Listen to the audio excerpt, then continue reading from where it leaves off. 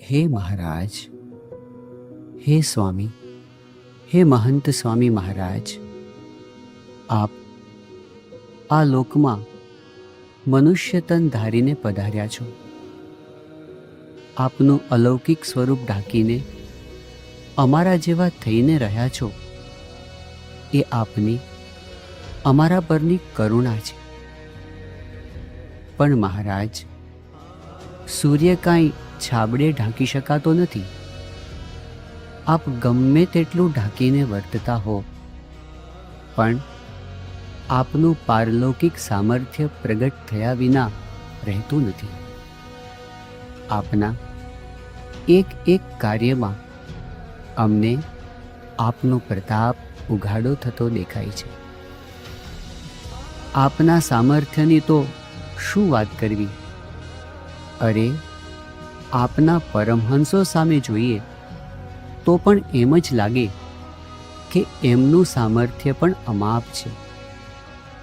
મરેલાને જીવતા કરી શકે, બ્રહ્માંડોની ગતિ ફેરવી શકે એવા આ સમર્થ પરમહંસો પોતે જ દુનિયામાં ભગવાન થઈને પૂજાય એવા હતા.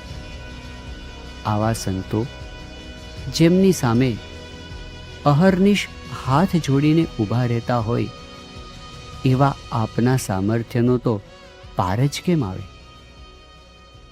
મહાસમર્થ છો મહારાજ, જીવન જાણું છું. વળી આપે રાજાધિરાજ, જીવન જાણું છું. પુરુષોત્તમ પૂરણ બ્રહ્મ, જીવન જાણું છું. તમને નેતિ કહે નિગામ, જીવન જાણું છું. તમે કોટી બ્રહ્માંડાધીશ, જીવન જાણું છું. વળી સર્વે તણા છો ઈશ, જીવન જાણું છું. હે સ્વામી, ભગવાનના આ અલૌકિક સામર્થ્યની વાત અમારા માટે કલ્પનાનો વિષય નથી. અમે ગુરુ પરંપરામાં અનેક વાર આ સામર્થ્ય જોયું છે, સાંભળ્યું છે, અનુભવ્યું છે. અમે આપના સંકલ્પે અશક્ય કાર્યો સિદ્ધ થતાં જોયા છે.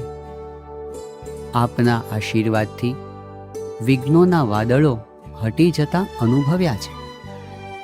સ્વામી, આપ ભલે હંમેશા આપના સામર્થ્યને છુપાવીને વર્તો, પણ સૌના અંતર કબૂલ કરે છે કે સ્વામીજી તો મહાપ્રતાપી, એનું ધાર્યું થાય. સ્વામીજી તો મહાપ્રતાપી, એનું ધાર્યું થાય. સ્વામીજી તો મહાપ્રતાપી, એનું ધાર્યું થાય. એની મરજી વિના કોઈથી કરણું નવ તોડાય. એની મરજી વિના કોઈથી કરણું નવ તોડાય. સ્વામીજી તો મહાપ્રતાપી, એનું ધાર્યું થાય. એનું ધાર્યું થાય. એને મરજીના કોઈથી તરુણ નહોતું લાગુ. બ્રહ્માંડ જેનો હલાયો હલાય એવા સ્વામીના મનમાં આ કીર્તન ભાવ થાય. એવો મહિમા કાયમ જો રાખીએ તો આપણા જીવનમાં શાંતિ અને સુખ રહે. સ્વામી, આપના પ્રતાપે આપનું ધાર્યું થાય એવું અમે અનેક વાર જોયું છે. પણ સ્વામી, આપનું સાચું સામર્થ્ય તો આનાથી પણ વિશેષ છે. આપના આ સામર્થ્યનો પરિચય આપતા શ્રીજી મહારાજ કહે છે કે એવી સામર્થ્યયુક્ત થકો પણ અન્ય જીવના માન અપમાનને સહન કરે છે, એ પણ મોટી સામર્થ્ય છે. કાજે સમર્થ થકા ઝરણા કરવી તે કોઈથી થાય નહીં. સ્વામી, અતિ સમર્થ હોવા છતાં આપ ઝરણા કરો છો. સંતના સામર્થ્ય સામે આ લોકના તુચ્છ જીવની શી ગણતી? છતાં પણ આપ એવા જીવોનો તિરસ્કાર સહન કરો છો. ઉદાર દિલે તેને ક્ષમા આપો છો. એવા લોકો માટે પણ આપના અંતરમાં લેશ માત્ર ભાવફેર થતો નથી. આપ અપમાનોને ક્યારેય યાદ કરતા નથી. આપે સહેલા અપમાનોને આપે ઢાંકી જ દીધા છે. અરે, કોઈનું પણ અહિત થાય એવો તો આપને ક્યારેય વિચાર પણ નથી આવ્યો. એટલું જ નહીં, પોતાનું અહિત કરનાર હોય એનું પણ હિત થાય. ભાવે કે કુભાવે, કોઈ વંદે કે નંદે, એમને ભગવાનનું ધામ મળે એવો સંકલ્પ આપ કરો છો. આપે તો અહિત કરનારનું હિત કર્યા પછી એને જણાવવા પણ નથી દીધું કે એના માટે આપે કેટલું કર્યું છે. અહો, આપની આ કેવી સાધુતા!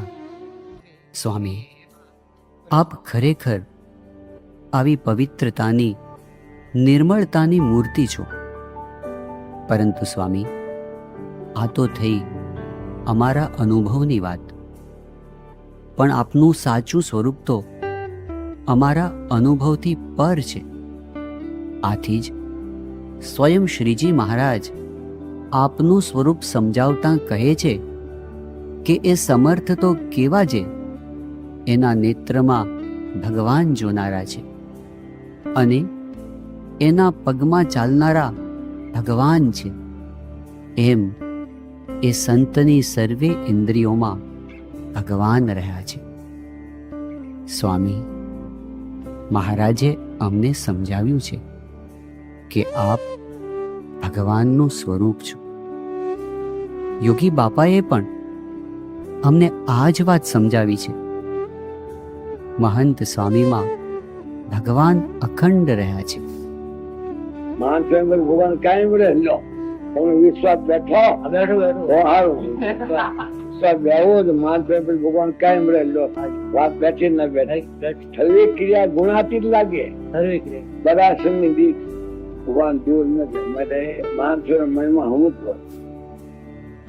સ્વામી, અનંત કોટી બ્રહ્માંડના અધિપતિ એવા શ્રીજી મહારાજ અમને આપના સ્વરૂપે મળ્યા. જેમના અંગે અંગમાં એક કે એક રૂવાડે શ્રીજી મહારાજ રહ્યા છે, એવા આ સંત આપ છો. સંત તે સ્વયં હરિ. જેના શીશમાં શીશ છે શ્યામનું, જેના નૈણમાં નાથના નૈણ, સંત તે સ્વયં હરિ. જેના મુખમાં મુખ મહારાજનું, જેના વેણમાં ભાલાના વેણ, સંત તે સ્વયં હરિ. ધન્ય ધન્ય એ સંત સુજાણને, જેનું ઉલટી પલટ્યું આપ, સંત તે સ્વયં હરિ. સંત તે સ્વયં હરિ. સંત તે સ્વયં હરિ. સ્વામી, આપની પ્રાપ્તિ એ ભગવાનની પ્રાપ્તિ છે. તેથી જ સ્વામી, જ્યારે અમે આપના દર્શન કરીએ છીએ ત્યારે સાક્ષાત ભગવાનના દર્શન કરીએ છીએ. જ્યારે અમે આપની વાણી સાંભળીએ છીએ ત્યારે સાક્ષાત ભગવાનની વાણી સાંભળીએ છીએ.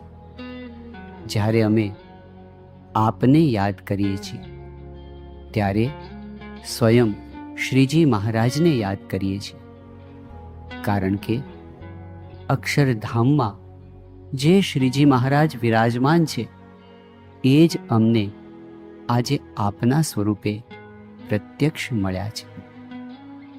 પ્રગટ છે એટલે શ્રીજી મહારાજ જ, જરાય ઓછું નહીં. મહારાજે કહ્યું પ્રથમ 27માં, આવા સંતના નેત્રમાં જોનારા ભગવાન છે, એના પગમાં ચાલનારા ભગવાન છે. ભગવાન તો બધામાં છે, તમારા મુદ્રા બરાડા બધામાં છે, પણ આમાં સમ્યક પ્રકારે રહ્યા છે. જેવા અક્ષરધામમાં છે એ રીતે જરાય ઓછું નહીં, સમ્યક 100%. આખું પાવર હાઉસ છે એમાં. આપણામાં સાક્ષી રૂપે રહ્યા છે, અને જીવ પ્રાણી માત્રમાં કર્મફળ પ્રદાતા તરીકે રહ્યા છે. એમાં તો સાક્ષાત સાંગો પાંગ નખથી શિખા પર્યંત રૂવાડે કોઈ રૂવાડું ખાલી નહીં, જેમ ભગવાન નથી. તો રહ્યું શું? સંતે સ્વયં હરી, એટલું કે સંત દ્વારા મળ્યા આપણે. સ્વામી, આપની પ્રાપ્તિ એટલે સાક્ષાત ભગવાનની પ્રાપ્તિ. ખરેખર અમે ધન્ય થઈ ગયા, કૃતાર્થ થઈ ગયા, કારણ કે અમને પૂર્ણ પુરુષોત્તમ ભગવાન સ્વામિનારાયણ આપ સ્વરૂપે પ્રત્યક્ષ મળી ગયા. અમારા કોઈ સાધન નહીં, અમારી કોઈ એવી પાત્રતા નહીં, અમારી કોઈ એવી લાયકાત નહીં કે આપના એકવાર પણ દર્શન થાય. છતાં આપે કેવળ કૃપા કરી અને આપનો યોગ આપ્યો. અમારો જન્મ સફળ થઈ ગયો. જાણે અમારા જન્મો જન્મના પુણ્ય ફળી ગયા, અમારા જન્મો જન્મના ફેરા ટળી ગયા. અમને સંત સ્વરૂપે ભગવંત મળી ગયા. ભલે આ દેહમાં, આ લોકમાં, વ્યવહારમાં નાના મોટા પ્રશ્નો હોય, પણ હવે એ કેટલો સમય? આ હિમાલય જેવી પ્રાપ્તિ સામે અમારા ટેફા જેવા પ્રશ્નોની શી ગણતી? અમે તો હવે આપના સુખે સુખિયા થઈ ગયા છીએ. પ્રાપ્તિ છે ને હિમાલય જેટલી, તો બધા પ્રોબ્લેમ હોય, શારીરિક, માનસિક, આધ્યાત્મિક, કૌટુંબિક, સામાજિક, આ બધા પ્રોબ્લેમ હોય ને એ ટેફું, હિમાલય આગળ ટેફું. એવી પ્રાપ્તિ થઈ છે આપણને. આપણે એટલા ભાગ્યા, એટલા નસીબદાર છે ને, ડાયરેક્ટ સીધું આપણને આપણે આ સંત મળી ગયા. એવી આ બ્રહ્માંડમાં આપણે તુલ્ય ભાગ્યશાળી માનો એ જ ભૂલ. તો આવા સંત ક્યાંથી મળે? બ્રહ્માંડમાં આપણે ભાગ્યશાળી. અને આપણે કોને ભાગ્યશાળી માને? 10 મોટલ હોય, 25 મોટલ હોય, એને ભાગ્યશાળી માને. અથવા તો કોઈ ગવર્નર હોય, પ્રેસિડેન્ટ હોય, એને ભાગ્યશાળી માને. બરાબર છે, એના ભાગ્ય કેટલા? પ્રેસિડેન્ટ કેટલા વર્ષ રહે? શું ભાગ્યશાળી? આપણે ભાગ્યશાળી છે. હા, જન્મો જન્મનો દર્દ મટી ગયો, ઉડી ગયું બધું. છેલ્લો જન્મ થઈ ગયો. ભવ ભટકણ મટી ગઈ, ભવ રોગ મટી ગયો, ભવ સાગર પાર ઉતરી ગયા. એટલી મોટી વાત થઈ ગઈ. અમને તો અહીં જ અક્ષરધામ મળી ગયું છે, અને અક્ષરધામના અધિપતિ શ્રીજી મહારાજ પણ અહીં જ મળી ગયા છે. હવે અમારે કાંઈ જ કરવાનું કે પામવાનું બાકી રહ્યું નથી. બસ આપની પ્રાપ્તિના બળે, આપને જ રાજી કરવા માટે આપની આજ્ઞા અને અનુવૃત્તિ પ્રમાણે જીવન જીવીને આપના કૃતકૃત્ય થઈએ, એ જ આપના